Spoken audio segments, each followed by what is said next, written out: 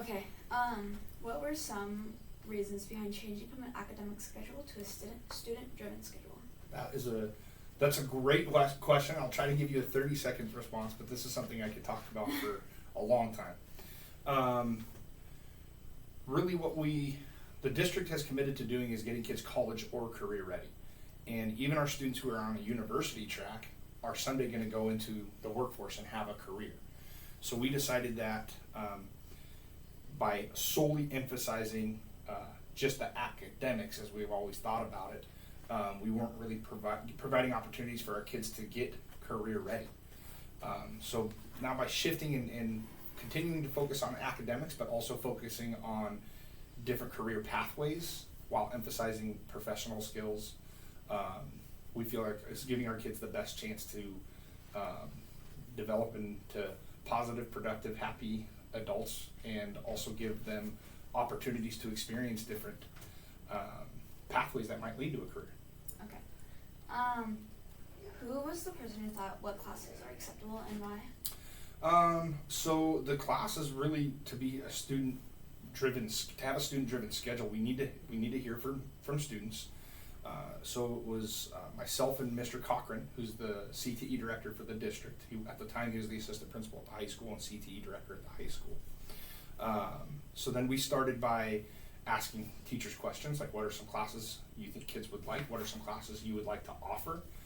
We did get some student feedback year one, and then for year two, we again we gave staff an opportunity to give us some input, some feedback, but then now that you guys as students have experienced the schedule, we asked you guys, hey, what classes would you like to take? And that's when the counselors pushed in, and myself and Mr. Gallery pushed into your classroom and went over all the different classes we want to offer, and then from there we saw which classes were most selected.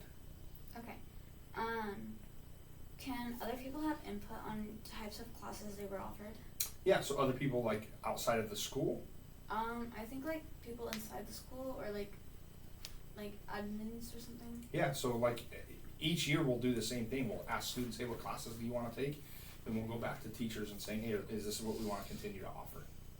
Okay. So you kind of already answered number 4. So, did you ever receive any complaints from students or other adults? I think not necessarily. I didn't get any direct complaints from students, but I can tell you, like my own son, who's a 6th grader this year, we asked for students to submit course requests before 4th term.